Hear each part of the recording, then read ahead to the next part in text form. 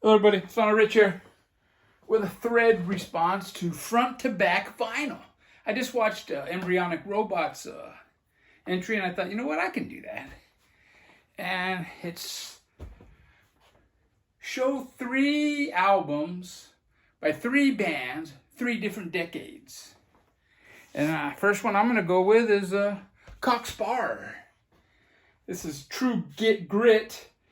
This is actually outtakes from their debut album, self-titled album that came out in '78. It's a English band, and for some reason it only came out, I believe, in Spain. It never came out in the UK. And then in the '80s, when the Oi Oi Oi movement came, Cock Sparrer was kind of like an underground favorite of those bands, and they ended up reforming, and they released this in 1983, and this is Shock Troops. This is probably their most famous album. Really good. I didn't mention it, but the self-titled album, it's a really good British mixture of British punk rock and pub rock. And this one is kind of the same. Oi, oi, oi, and a little pub rock mixed in. And then I got this one here. Came out in 2003, and this is a double live album. So we got the 70s, 80s, and the 2000s with Cock Sparrer. Now the next one, a favorite band of mine, Cell 7. This is their debut. Came out in '88. I saw them, I'm going to say 6 months. Could have been, it was a little less than a year for sure before this came out, and they were fantastic. And I told my friend Tom, I go, they're going to make it big. You can just tell. And they semi-did, you know. This is a great album, really punky.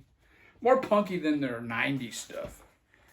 92, their biggest selling album by far is Bricks Are Heavy. And this is fantastic. It starts off with Wargasm, and it has a Yoko Ono sample in it. It's fantastic, man. Pretend We're Dead was probably their biggest song. It's the one that was played on K-Rock. And then we got this one here. It came out in 2019.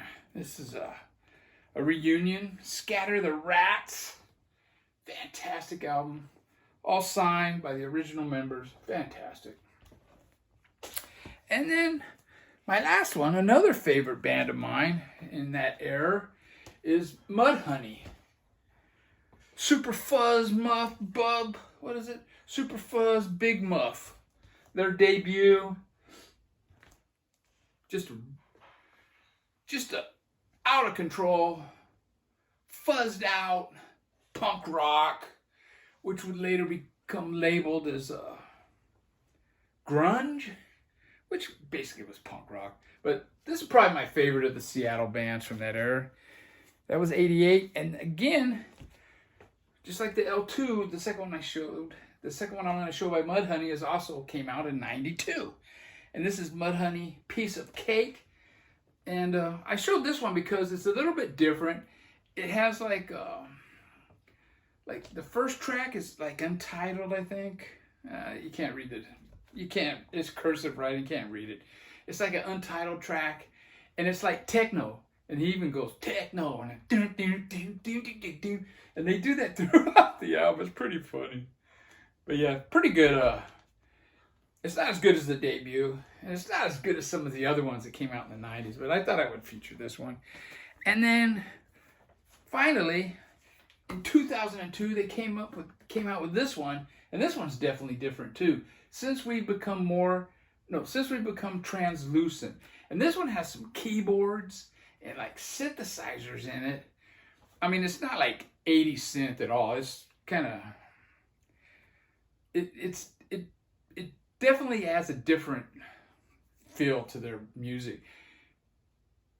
But some of the other songs are kind of like a little more produced, kind of like, you know, when a good punk band like Husker Du or the Replacements, you know, they get commercial, and there's a little bit of that in here.